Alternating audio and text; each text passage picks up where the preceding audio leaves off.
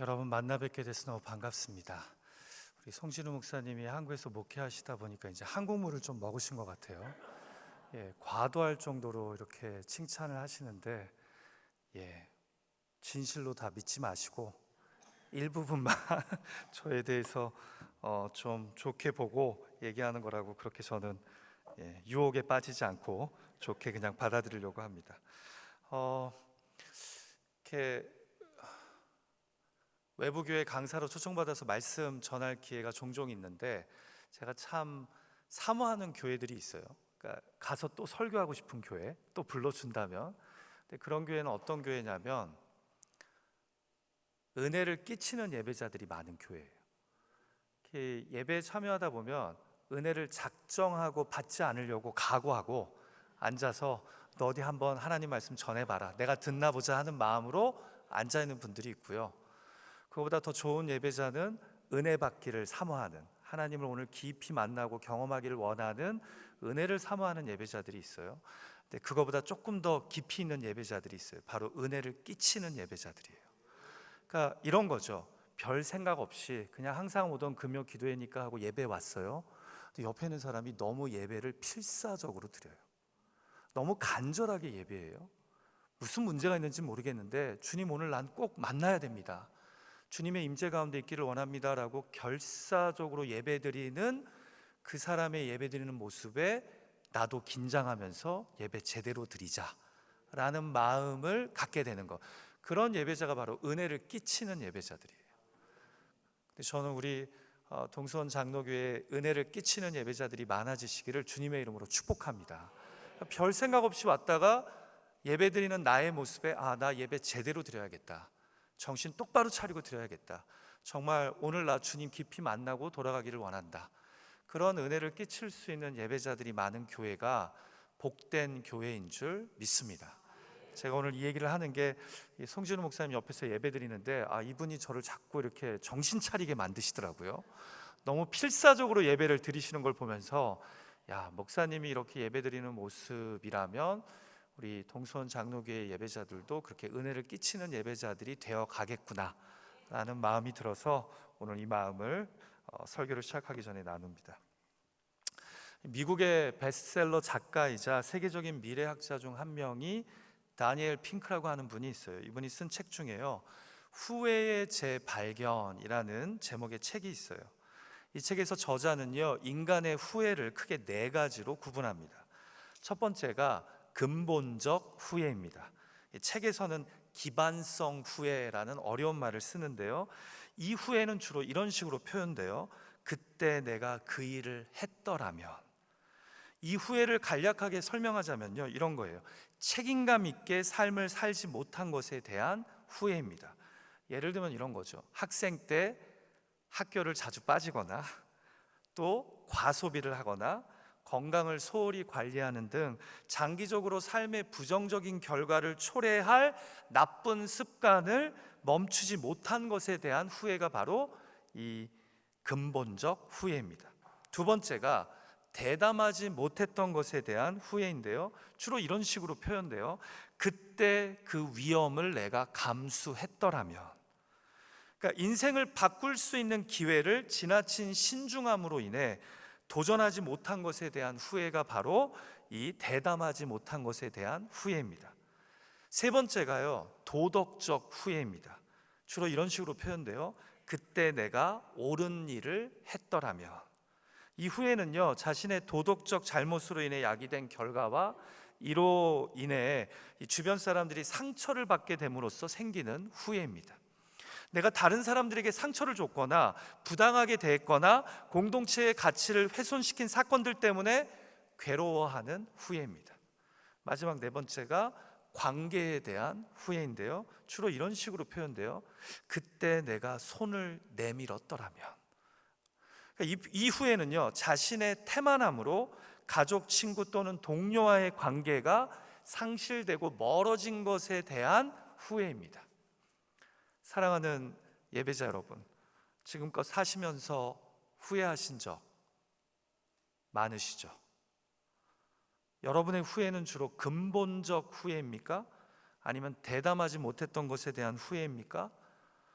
어쩌면 도덕적 후회와 관계에 대한 후회의 늪에서 아직도 빠져나오지 못하고 있는 분들이 계실지 모르겠어요.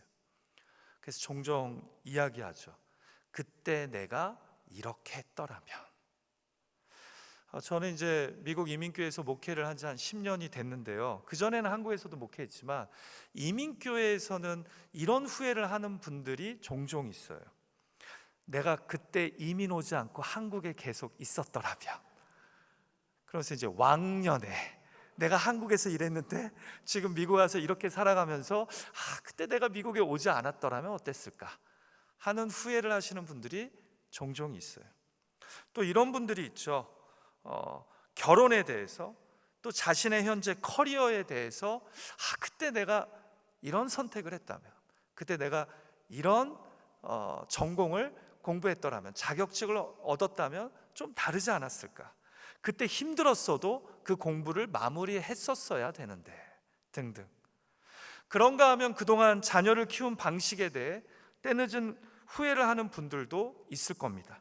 내가 그때 애를 그렇게 키우는 것이 아니었는데 하면서요. 또 어떤 분들은 자신이 과거에 저지른 바보 같은 실수와 잘못의 짐을 아직까지 마음 한편에 지고 후회하고 괴로워하는 분들이 있을 겁니다. 그때 왜 내가 그렇게 말하고 행동했었을까? 이미 엎질러진 물이지만 문득문득 지난 사건과 시간에 대한 후회가 우리 마음을 잠식하는 겁니다. 우리는 오늘 성경 말씀에서도요, 한 사람의 후회하는 인물을 발견하게 됩니다. 그 후회가 얼마나 뼈저렸는지 그는 깨닫는 순간 심히 통곡합니다. 바로 우리가 잘 아는 베드로입니다. 내가 왜 그랬을까? 내가 그 정도밖에 안 되는 인간인가? 나는 왜 이렇게 겁쟁이이지? 수제자로서 예수님을 3번이나 태연하게 부인하는 이 자신의 모습을 보면서 그는 아마도 스스로를 속물처럼 여겼을 겁니다. 그래서 통곡할 수밖에 없었던 거예요. 그런데 우리도 때때로 후회하면서 스스로를 이렇게 바라볼 때가 있지 않냐라는 거죠. 이미 엎질러져서 주워 담을 수 없는 일임에도 내가 그때 왜 그랬을까 후회하면서 인생의 쓰고 신 레몬 맛을 맛보고 있는 분들이 계시지 않냐라는 거죠. 저는 오늘 여러분들과 함께 이 금요일 저녁 후회에 대해서 좀 생각해 봤으면 좋겠어요. 압니다. 여기 계신 분들 중에서는 의외로요, 후회를 훌훌 털어버리고 지난 일에 잠식되기보다 다가올 일만을 생각하며 다시 인생을 힘있게 살아가는 쿨한 분들도 있다는 거 알아요. 그러나 의외로 우리들 중에는요, 후회의 깊은 늪에 빠져서 자신의 현재 인생을 한탄하면서 내가 그때 이렇게 했다면, 내가 그렇게 하지 않았다면 어땠을까 자신을 자책하며 살아가는 베드로들이 분명 있습니다. 그래서 이미 지난 일임에도 오늘의 삶을 쓰고 신 레몬맛처럼 살아가는 분들이 있다는 거죠. 누가 이런 말을 했죠? 우리는 실수보다 후회로 더 상처받는다고요. 기도하기는 오늘 이 시간 성령께서 내 마음 깊은 곳에 감춰있던 후회의 순간을 떠올리게 하실 때 위로하시고 다시 소망 주시는 은혜가 있기를 주님의 이름으로 축복합니다. 그래서 후회를 뛰어넘어 다시 믿음의 발걸음을 내디딜 수 있는 저와 여러분이 되기를 간절히 소망합니다. 자, 성경은 베드로의 이야기를 통해 후회라는 이 인생의 레몬에 대해 무엇을 말씀합니까? 살아가면서 쓰고 신 후회를 경험할 때 우리는 무엇을 기억해야 될까요? 첫 번째로 오늘 본문에서 제가 좀 도전을 받아서 여러분들과 나누고 싶은 메시지는 이거예요. 바로 후회는 우리 모두의 이야기라는 겁니다. 다시 한번 말씀드릴게요. 후회는 우리 모두의 이야기라는 거예요. 무슨 말이에요? 우리는 종종 후회 없이 살고 싶고 때로는 나는 내 삶을 후회하지 않는다고 자랑스럽게 주장하기도 하지만 안타깝게도 실제 그런 인간은 있다는 거예요? 없다는 거예요? 없다는 거예요. 우리 모두는요, 다 후회합니다. 그리고 후회를 통해 우리 인간의 실제를 깨닫게 된다는 거죠. 우리는 이것을 오늘 본문의 주인공인 베드로를 통해서도 여실히 발견하게 돼요. 여러분들이 다 베드로가 예수님을 3번 부인한 이야기를 잘 아시니까 저는 좀 다른 각도로 본문을 이해하고 싶은데요. 먼저 이야기하고 싶은 것은 베드로의 부인이 단 한 번의 무너짐이 아닌 매우 점진적인 무너짐이었다라는 점입니다. 맨 처음에 대제사장의 뜰에서 한 여종이 베드로의 얼굴을 보고 내가 나사렛 예수와 함께 있지 않았냐라고 묻자 그가 부인하면서 무슨 소리냐고, 내가 그를 알지 못한다고 새빨간 거짓말을 했죠. 그런데 그리고 좀 있다가 또 다른 사람이 그를 알아보고 너도 그 사람과 같은 도당이라고, 한 패거리라고 의심을 하자 또 아니라고 2번째 부인을 합니다. 여러분, 이때마다 베드로는 알고 있어요. 자신이 지금 스스로의 양심을 속이고 있다는 것을. 그런데 또 1시간쯤 있다가 또 다른 사람이 합리적인 추궁을 합니다. 내 말투나 복장을 보니 갈릴리 지역 사람인 듯한데 참으로 내가 예수님과 함께 있지 않았냐는 겁니다. 그러자 베드로가 다시 한번 나는 내가 무슨 말을 하는지 도대체 알지 못한다고 답합니다. 누가복음은 따로 기록하지 않았지만 동일한 사건을 기록한 마태, 마가복음은 동일하게 그가 3번째로 부인할 때는 저주의 맹세까지 하면서 예수를 모른다 이야기했다고 기록해요. 저주는 누구를 향해서 한 거예요? 예수님을 향해서. 맹세는 질문한 자를 향해서 한 것이죠. 그만큼 이 예수와 나는 상관없다는 겁니다. 여러분, 한 번 부인도 후회스러운데 3번이나, 그것도 마지막에는 저주의 맹세까지 하면서 부인한 것은 정말 베드로라는 인간에 대해 깊은 실망감을 감추지 못하게 합니다. 그런데 우리 안에도 솔직히 베드로와 같은 이런 모습들이 있지 않습니까? 우리 모두는 후회하지 않을 인생을 살 수 있을 것처럼, 또 나는 후회할 말과 행동을 전혀 안 할 사람처럼 자신을 믿고 기대하지만 우리도 베드로처럼 이렇게 무너질 때가 있다라는 겁니다. 한 번 무너져도 창피한데 베드로처럼 2번, 3번 이렇게 점진적으로 완전히 무너지는 모습을 보일 때가 찾아온다라는 거죠. 거기다가 우리 모두는 알지 않습니까? 예수님이 베드로의 부인을 예언하셨다라는 것을요. 그래서 베드로의 부인이 더 후회스러웠을 거예요. 자신이 단언을 했거든요. 이 앞선 22장 33절과 34절 말씀 혹시 같이 화면을 보고 읽을 수 있을까요? 제가 한번 읽어볼게요. 보세요. 그가 말하되 주여 내가 주와 함께 오게도 죽는 데에도 가기를 각오하였나이다. 이르시되 베드로야 내가 네게 말하노니 오늘 닭 울기 전에 내가 3번 나를 모른다고 부인하리라 하시니라.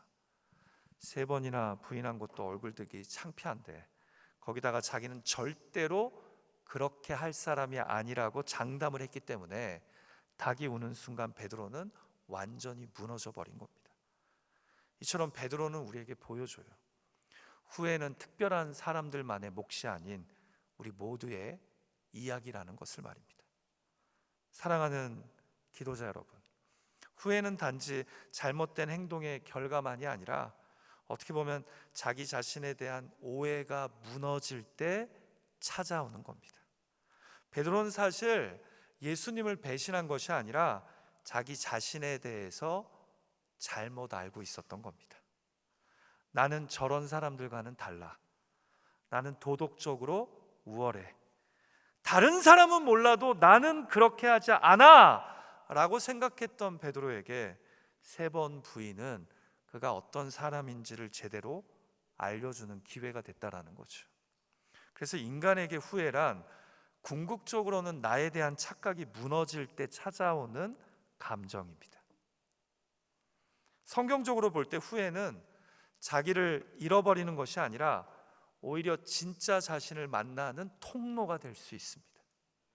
그리고 이처럼 후회가 우리 모두의 이야기임을 솔직하게 인정할 때 오히려 이것이 우리에게 반성과 변화의 계기는 만들지 몰라도 우리를 완전히 무너뜨리는 절망의 이유가 되지는 않습니다.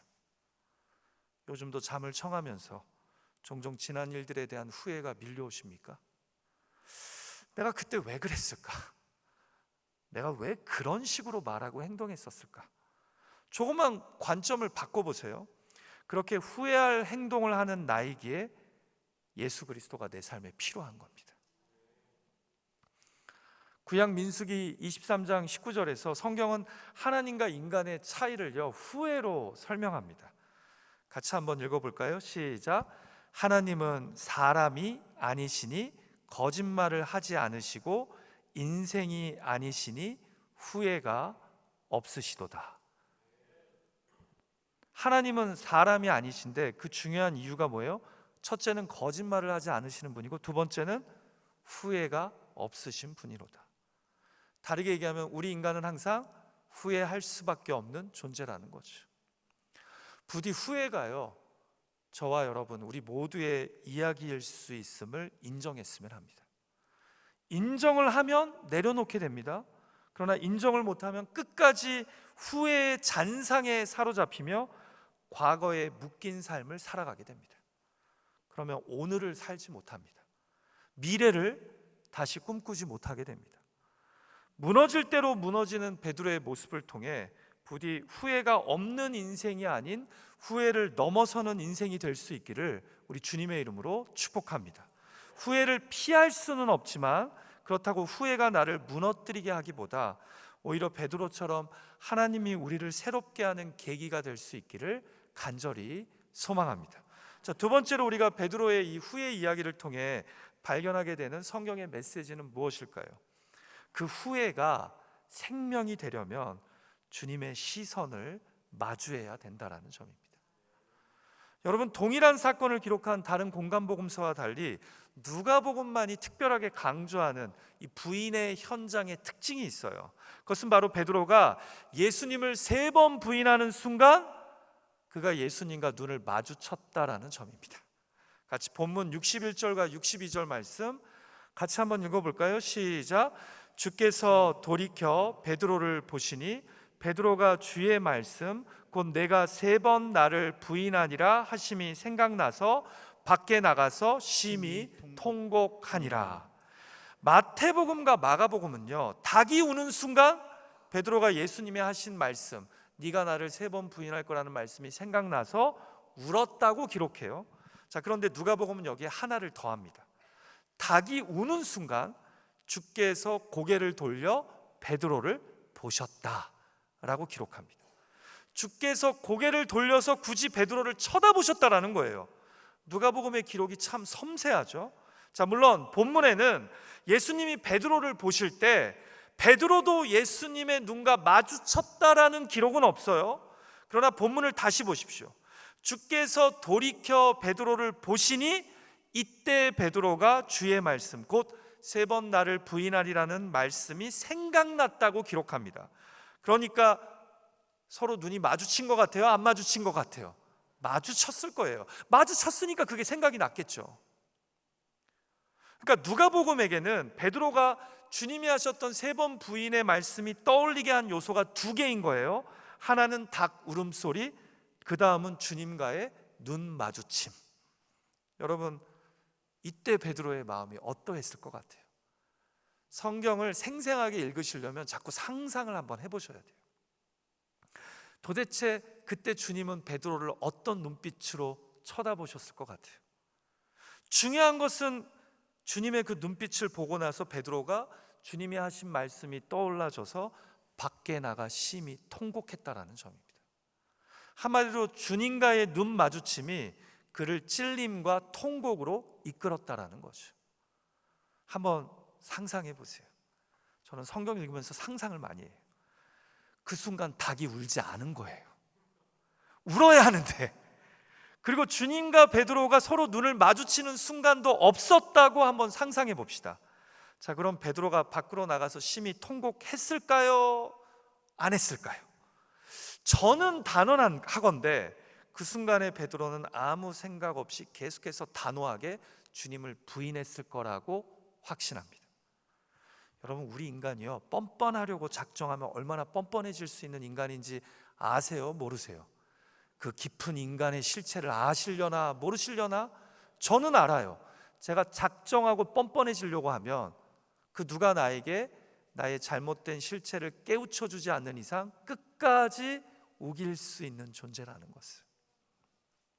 꼭 이런 이야기하면 누군가 나에게 그 뻔뻔하게 행동했던 사람의 얼굴을 떠올리면서 맞아, 우리 인간은 참 뻔뻔해 하시는 분들이 있는데, 사실은 자신을 떠올리시면서 고개를 끄덕이셔야 돼요.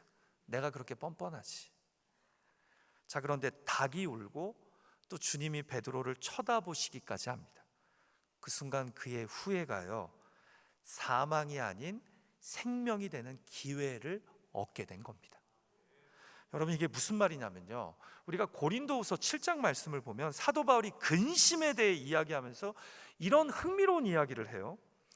우리를 후회할 것이 없는 구원에 이르게 하는 근심이 있고, 또 반대로 우리로 하여금 사망에 이르게 하는 근심이 있다라고 이야기합니다. 자, 보통 우리가 후회를 하면 그로 인해 근심하잖아요. 근데 후회가 만들어내는 근심에도 종류가 두 개가 있다라는 거예요. 사람을 살리는 구원에 이르게 하는 근심이 있고, 사람을 죽이게 하는 사망에 이르게 하는 근심이 있다. 여러분, 후회가 그래요. 누구는 후회를 해서 오히려 다시 살 수 있는 생명에 이르게 됩니다. 그런데 누구는 후회를 극심히 해서 오히려 절망하는 사망에 이르게 됩니다. 차이가 무엇일까요? 사망에 이르는 후회는 우리를 자책과 절망에 빠뜨려요. 그런데 생명에 이르게 하는 후회는 눈물을 통해 우리를 회개로 이끕니다. 반성으로 이끕니다. 그래서 근심 어린 후회를 통해 결국 구원에 이르게 합니다. 똑같이 후회해서 근심해요. 근데 그 근심의 결과로 누구는 절망에 빠져 사망에 이를 수 있고, 누구는 오히려 회개를 통해서 새 생명에 이를 수 있다는 거예요. 자, 그러니까 우리 믿는 사람들이 후회를 통해 오히려 생명에, 구원에 이르려면 필히 누구의 시선을 마주해야 합니까? 주님의 시선을 마주해야 합니다. 그런데 이 상황에서 주님의 시선이 아니라 세상의 시선, 사람들의 눈총에 집중하고 깊이 묵상하면 결국 그 후회하는 근심은 우리를 사망, 곧 자책과 절망에 이르게 한다는 거죠. 루시아 님이 쓴 책 중에 새는 날아가면서 뒤돌아보지 않는다라는 제목의 에세이집이 있어요. 거기에 나오는 이야기 중에 하나를 소개해 드립니다. 어느 한 스승이 제자에게 물었다고 합니다. 만약 누군가의 화살을 맞으면 아프겠는가? 뭐 이런 질문이 있는가라고 아마 제자가 생각했을 거예요. 제자가 답해요. 아픕니다. 근데 스승이 다시 물어요. 만약 똑같은 자리에 두 번째 화살을 맞으면 더 아프겠는가? 제자가 생각한 다음에 답합니다. 몹시 더 아플 겁니다. 그러자 스승이 이렇게 답했다고 해요. 살아있는 한 누구나 화살을 피할 수는 없다. 그러나 그 일로 인한 감정적 고통은 우리의 선택에 달려있다. 이게 무슨 말이에요? 살면서 첫 번째 화살, 그것은 실제로 일어난 사건을 뜻해요. 그것은 우리가 피할 수 없어요. 그런데 두 번째 화살은 뭐냐? 그 사건에 대한 나의 감정적 반응이라는 겁니다. 근데 첫 번째 화살이 더 아픈 것 같지만 사실 우리를 더 아프게 하는 건 뭐예요? 두 번째 화살이 똑같은 상처에 또다시 쏘아질 때예요. 자, 잘 들어보세요. 예를 들어서 후회할 일들, 상황은 우리 모두의 삶에서 일어날 수 있습니다. 피할 수 없어요, 여러분. 그러나 우리 고통의 대부분은 실제 일어난 사건보다, 곧 첫 번째 화살보다 그것에 대한 우리의 감정적 반응인 후회로 더 심화됩니다. 후회하면서 두 번째 화살을 맞았던 첫 번째 화살 자리에 또 쏘는 게 바로 누구라고요? 바로 나라는 거예요. 내가 쏘는 거예요. 그것도 사망에 이르게 하는 자책하고 절망하는 후회의 화살을요. 그래서 사실 우리를 정말 고통스럽게 하는 화살은요, 첫 번째 화살이 아니라 우리가 스스로에게 쏘는 두 번째 화살입니다. 그게 우리를 정말 사망과 절망에 이르게 할 때가 많아요. 여러분, 살면서 인생의 첫 번째 화살은 모두 다 맞을 수 있다니까요. 그런데 두 번째 화살은 피하셨으면 좋겠어요. 살면서 우리가 정말 바보 같은 잊고 싶은 말과 행동을 선택할 때가 제법 있어요. 그런데 그래서 계속 후회하면서 나는 바보야, 내 인생은 실패야, 나는 이제 끝났어 하면 그건 두 번째 화살을 마구잡이로 자신에게 쏘는 것이 되는 겁니다. 그러면 그 화살이 첫 번째 화살보다 더 아픈 거예요. 그런데 우리 그리스도인들은 이럴 때 솔직하게 스스로에게 두 번째, 세 번째 화살을 쏘기보다 누구의 시선을 마주해야 한다고요? 주님의 시선을 마주해야 됩니다. 그래서 사망에 이르게 하는 후회가 아닌 생명에 이르게 하는 후회로 나아가야 한다는 거죠. 여러분들이 오늘 금요 기도에 왜 나오신 것 같아요? 오늘 말씀으로 비춰보자면 이거예요. 두 번째 화살을 첫 번째 화살 맞은 자리에 쏘고 싶은데 쏘는 것 대신 주님 바라보겠다라는 거예요. 주님과의 시선을 마주하게 되면 이 후회가 나를 사망에 이르게 하는 근심이 아니라 다시 살리고 살아나는 생명의 근심으로 주님과 시선을 마주하게 되는 순간 내가 그 은혜를 맛볼 수 있기 때문에. 자, 이제 여기서 한번 심각한 고민을 해보죠. 여러분은 본문에서 도대체 예수님이 어떤 눈빛으로 베드로를 쳐다봤을 거라고 생각되십니까? 째려보셨을까요? 어떻게 너 같은 놈이 내 제자였냐 하는 분노의 눈빛, 기가 막힌 눈빛으로 베드로를 쳐다보셨을까요? 여러분, 예수님의 눈빛이 어떤 눈빛이었을지를 우리에게 알려주는 중요한 힌트가 이 본문 말씀에 있어요. 바로 앞 누가복음 22장 32절에서 예수님이 베드로의 3번 부인을 예언하며 하신 말씀입니다. 제가 읽어드립니다. 그러나 내가 너를 위하여 내 믿음이 떨어지지 않기를 기도하였노니 너는 돌이킨 후에 내 형제를 굳게 하라. 아멘. 여러분, 저는 이 말씀 읽을 때마다 마음에 잔잔한 떨림과 함께 감동이 밀려옵니다. 보세요. 너 나를 3번 부인할 거 알아. 그런데 나는 내가 후회할 그 부인으로 인해 내 믿음이 떨어지지 않기를 이미 기도하고 있단다.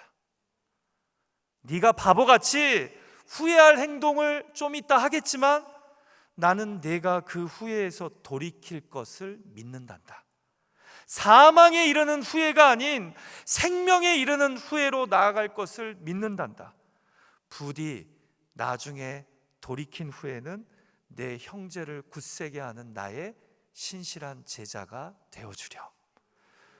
예수님은 베드로의 3번 부인할 것을 예언하시면서 그를 포기하시지 않고 있다는 마음을 이미 알려주신 거예요.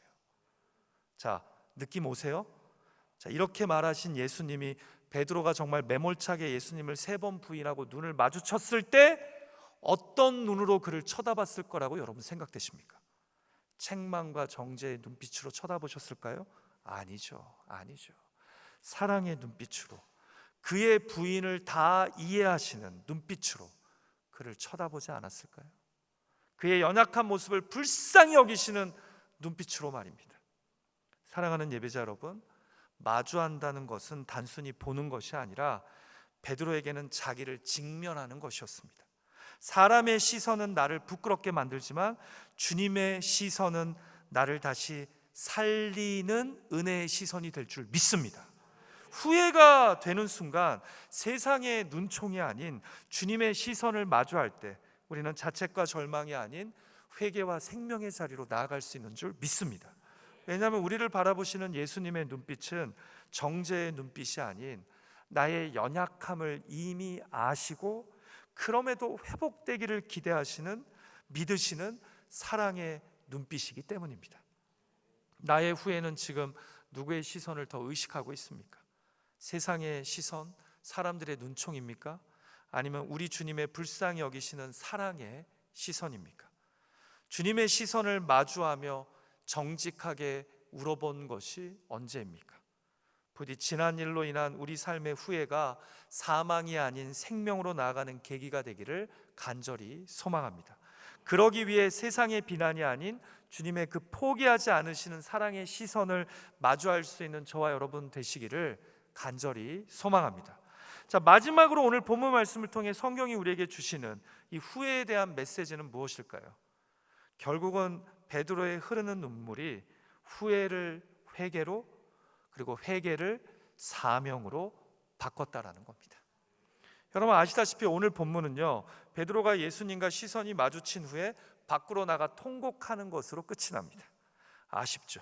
도대체 이 통곡 뒤에 그 어떤 구체적인 변화나 회복의 이야기가 그의 삶에 허락되었을지 우리는 궁금해요. 그러나 감사하게도 누가복음 22장의 베드로의 통곡이 어떤 결과를 이끌어냈는지 성경은 그 결과를 우리가 잘 아는 요한복음 21장의 말씀을 통해 알려줍니다. 그러니까 베드로의 이 통곡은 헛된 통곡이 아닌 그를 새롭게 하는 눈물이었음을 우리에게 알려준다라는 거죠. 실제로 그가 62절에 밖에 나가서 심히 통곡하니라는 말씀은요, 영어로 직역하자면 He wept bitterly, 한마디로 그냥 운 게 아니라 쓰라린 눈물을 베드로가 흘렸다라는 거예요. 주님과 시선이 마주친 다음에. 여기서 이 쓰라린 눈물은요, 많은 것을 의미해요. 내가 이것밖에 안 되는 예수님의 제자였나? 나 같은 사람이 얼마나 연약하고 겁먹고 많고 배신할 수 있는 존재인지를 인정하는 가운데 나온 쓰라린 눈물이었겠죠. 그런데 이 쓰라린 눈물에는 내가 이런 삶에서 벗어나기 원하는 그의 간절함이 담겨 있었다고 저는 생각합니다.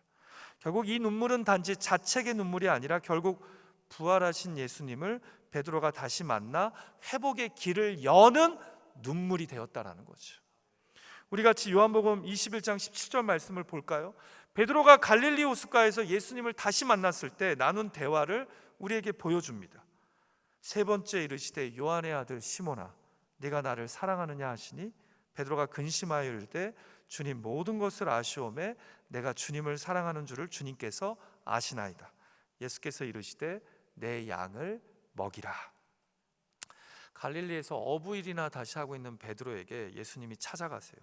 그리고 베드로와 다른 제자들을 위해서 아침 식사를 손수 준비해 대접해 주시고 베드로를 따로 불러서 물으세요. Do you love me? 너 나 사랑하니? 그런데 여기서 중요한 것은 이 질문을 총 몇 번 하세요? 저는 어렵게 묻지 않아요. 3번 하십니다. 그러니까 예수님을 3번 부인한 베드로에게 굳이 3번 Do you love me? 라고 물으세요. 여러분 전 여기서 이런 상상을 하게 돼요. 베드로가 그때 도대체 무슨 염치가 있어서 감히 주님을 내가 사랑한다라고 3번이나 고백할 수 있었을까? 물론 마지막 3번째 때는 주님의 의도를 베드로도 알고 근심해하며 답합니다. 주님 모든 것을 아시오매 내가 주님을 사랑합니다. 그럼에도 어떻게 그렇게 답할 수 있었을까요? 제 상상이에요. 저는 베드로가요 그 대답을 할 때 대제사장의 뜰에서 부인하던 자신을 쳐다보시던 주님의 그 눈빛을 기억하며 감히 내가 주님을 사랑합니다라고 답했다라고 생각합니다. 나의 부인을 불쌍히 여기시며 용납하시는 예수님의 그 사랑의 눈빛, 내가 3번이나 부인했음에도 불구하고 분노의 눈빛보다 나를 이해하는 눈빛으로 쳐다보신 그 주님의 눈빛을 기억하며 감히 주님에게 나 주님 사랑해요, 나 이런 못난 놈이지만 나 주님 사랑해요 라고 그가 용기 있게 답했다라고 저는 생각합니다. 그러면서 주님 하셨던 말씀이 생각나지 않았을까요? 나는 내가 나 3번 부인할 거 알아. 그러나 그 가운데 내가 믿음에서 떨어지지 않기를 기도했었단다.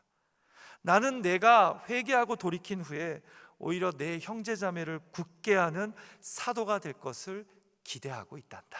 그 말씀이 떠올려지지 않았을까요? 그러니까 감히 염치 없이 뻔뻔하게 I love you, Lord, 주님 나 주님 사랑해요 라고 대답했다라고 저는 생각합니다. 그래서 주님 모든 것을 아시오매 그러나 내가 감히 주님을 사랑합니다. 그러니까 여러분 저는 베드로의 그 누가복음 본문의 통곡이 결단코 헛된 눈물이 아니었다라고 확신합니다. 자, 그런데 회개하는 그에게 예수님은 계속해서 이제 무엇을 주세요? 사명을 주십니다. 그래서 뭐라고 얘기해요? 내 양을 먹이라, 내 양을 치라, 다시 내 양을 먹이라 말씀하세요. 후회의 인생을 살던 사람이 자신의 잘못을 인정하고 회개하고 용서함 받는 거 여러분 중요합니다. 그러나 그냥 거기에 머물면 다시 사탄 마귀가 그의 마음을 후회의 늪으로 유혹할 수 있어요. 그래서 회개를 한 다음에는 꼭 뭘 받아야 하는지 아세요? 새로운 사명을 받아야 합니다.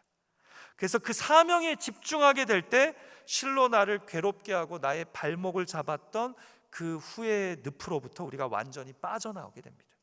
그래서 예수님이 감히 내가 주님을 사랑합니다 계속해서 고백하는 베드로에게 사명을 주신 거예요. 이제 내 양을 먹이라, 이제 내 양을 치라, 이제 내 양을 먹이는 사도가 되려. 여러분 저는 결국 베드로의 눈물이 후회를 회개로, 회개를 사명으로 바꿨다고 믿습니다. 예수님이 베드로의 그 밖으로 나가 애통해하는 모습을 기억하시고 갈릴리의 호숫가로 베드로에게 찾아가 그에게 회개의 은혜를 그리고 사명의 축복을 주셨는 줄 믿습니다. 여러분 기억하세요. 예수 그리스도는 우리의 후회를 회개를 다시 사명으로 바꿔 주실 수 있는 분인 줄 믿습니다. 사실 지금 이 자리에도요, 인생에서 쓰고 쉰 후회를 했던 분들이 계세요. 근데 주님과 시선이 마주쳐짐으로, 그리고 그로 인해 눈물을 흘리고 그 눈물이 여러분들을 회개로 그리고 다시 사명으로 이끄셔서 지금 여기에서 이렇게 하나님을 예배하고 있는 분들이 계십니다. 베드로의 눈물은 실패의 끝이 아니라 은혜의 시작이 되었던 겁니다. 마지막으로 이제 질문을 던지고 싶어요. 혹시나 나는 여전히 내 후회 속에서 멈춰 서 있는 분들 이 자리에 계시지 않습니까? 후회의 늪에 계속 빠져 있는 분 계시지 않습니까?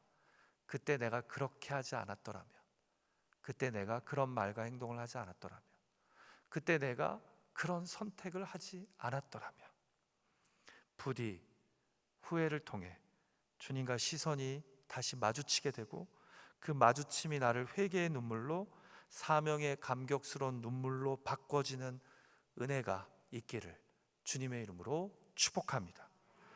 아까 설교를 시작하며 소개했던 다니엘 핑크가 쓴 책의 제목이요, 후회의 재발견이라고 말씀드렸잖아요. 아직 다 잊어버리셨죠? 벌써 책 제목. 후회의 재발견이라고 한국어판에서는 번역을 했어요. 근데 이 다니엘 핑크의 이 책의 영어 원제는요, The Power of Regret, 후회의 능력입니다. 후회에 뭐가 있다는 거예요? 능력이 있다는 거예요. 그러면서 저자는 책에서 이렇게 말합니다. 후회는 인간을 가장 인간답게 만드는 요소이며 후회하는 능력 덕분에 인간이 다른 동물들보다 더 뛰어난 존재가 될 수 있었다. 그런데 다니엘 핑크가 하나 간과하고 있는 게 있어요. 인간이 후회의 늪에 깊이 빠지게 되면 극심한 절망과 자책에 빠지게 된다는 겁니다. 그래서 모든 인간이 후회를 통해 발전하는 것은 아니에요. 어떤 사람은 후회 속에 그냥 갇혀버립니다. 자, 그런데 우리에게는 누가 계세요? 우리의 후회를 회개를 사명으로 능히 바꾸실 수 있는 예수 그리스도가 있습니다. 그분의 사랑의 눈빛이 우리에게는 있습니다. 그 십자가의 예수 그리스도를 붙잡고 다시 일어설 수 있는 저와 여러분이 되시기를 주님의 이름으로 축복합니다.